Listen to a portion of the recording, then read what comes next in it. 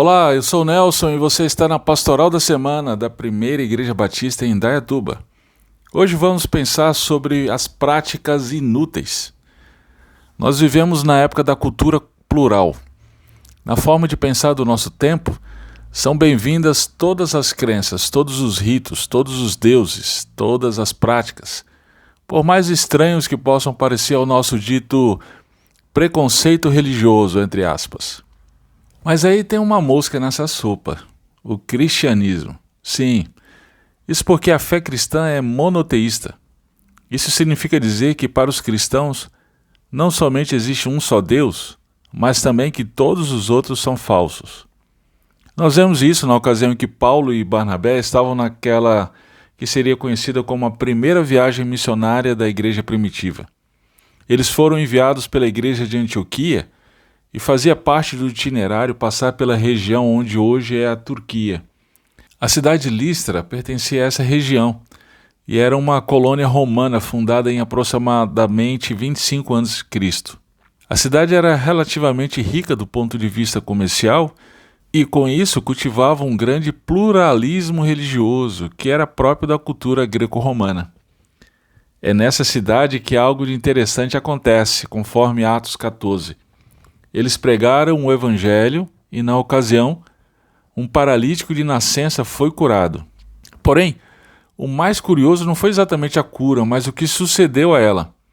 O povo de Listra considerou Paulo e Barnabé deuses. Isso mesmo. Eles gritavam insistentemente: "Os deuses desceram até nós em forma de homens!" A Barnabé chamavam Zeus e a Paulo Hermes. Dá uma olhada lá, está em Atos 14, 12. A situação chegou ao ponto de o sacerdote de Zeus, cujo templo ficava de frente para a cidade, levar para as portas touros e coroas de flores, e juntamente com as multidões querer oferecer-lhe sacrifícios. Por que o povo de Listra agiu dessa forma? De acordo com a mitologia grega, Zeus e Hermes, provavelmente os principais deuses da região, em um passado distante, haviam visitado aquele vale e caminharam de uma ponta a outra pedindo para passar a noite. Eles foram rejeitados em todos os lugares, até que um casal de idosos teve misericórdia deles. Na manhã seguinte, os deuses destruíram todas as casas, construíram um grande templo para Zeus e transformaram o casal de idosos em sacerdotes e sacerdotisa desse templo. Desde aquela época, então, toda a região esperava o retorno dos deuses de modo que pudessem compensá-los. Foi aí, então, que a população local pressupôs que Paulo e Barnabé poderiam ser esses deuses. O que faríamos estando no lugar de Paulo e Barnabé? Eu imagino que muitos pregadores dos nossos dias aceitariam com muita alegria a crença de que eles são deuses e que têm poder em si mesmos para realizar tal milagre, não é mesmo? Ou talvez, como muitos missionários têm feito, se esforçariam para identificar os deuses dos povos à sua própria fé. Assim poderiam dizer que Zeus é Deus Pai e Hermes é Jesus.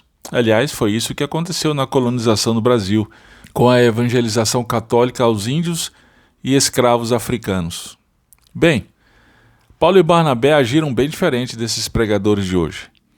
Eles rasgaram as vestes, uma expressão de humilhação, e pregaram, veja só, verso 15, "Nós somos homens como vocês." Ainda no 15, "Nós anunciamos o Evangelho, para que vos afasteis dessas práticas inúteis e vos volteis para o Deus vivo." E ainda no 15, "O Deus vivo é quem fez o céu, a terra, o mar e tudo que há neles." E no verso 16 e 17, Paulo diz: "Nos tempos passados, Ele, Deus, permitiu que todas as nações andassem por seus próprios caminhos. Contudo, não deixou de dar testemunho de si mesmo, fazendo bem, dando-vos chuvas do céu e estações frutíferas, fartando-vos de mantimento e enchendo o vosso coração de alegria." Veja aqui que Paulo chama a mitologia grega de práticas inúteis. Por que seriam práticas inúteis?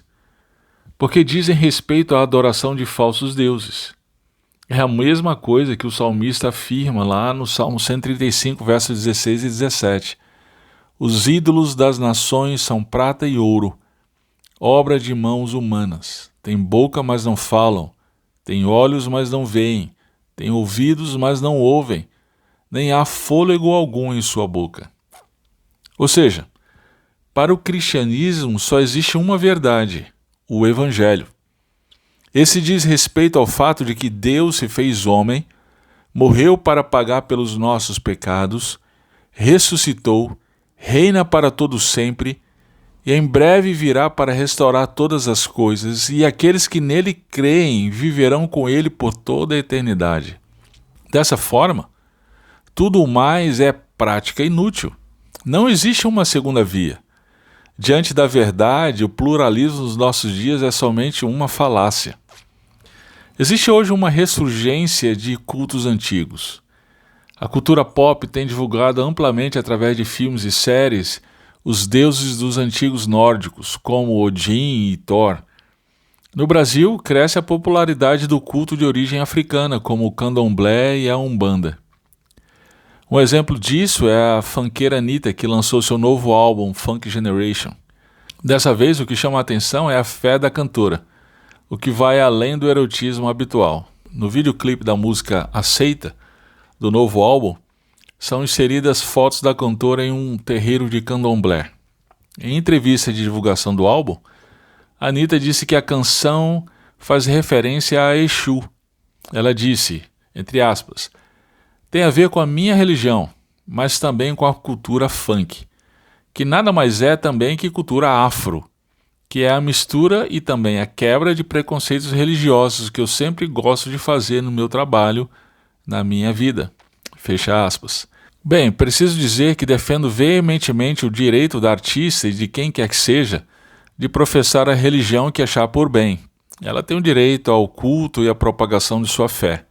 Rechaço ações que visam tolher o direito de indivíduos ou instituições de se manifestarem a respeito de sua fé. Por outro lado, eu devo afirmar também que, de acordo com as Escrituras, essas e tantas outras são práticas que Paulo se referia na ocasião de Atos como inúteis. Sendo assim, todos aqueles que têm esse tipo de prática precisam ouvir o Evangelho e voltar-se ao verdadeiro Deus, o Deus vivo. Diante disso, meu querido, eu quero encorajá-lo a pregar o Evangelho a seus familiares, amigos e colegas de trabalho, de escola ou faculdade, que estão imersos em práticas inúteis. Não se deixe calar pelo pluralismo de nossos dias. Paulo foi apedrejado nessa ocasião. Hoje, o apedrejamento se dá através de cancelamentos e processos judiciais. A despeito disso, assim como Paulo e Barnabé diante de um povo politeísta, precisamos nos erguer frente a uma cultura pluralista e apregoar para todos, conforme 1 João 5,20. Jesus Cristo é o verdadeiro Deus e a vida eterna.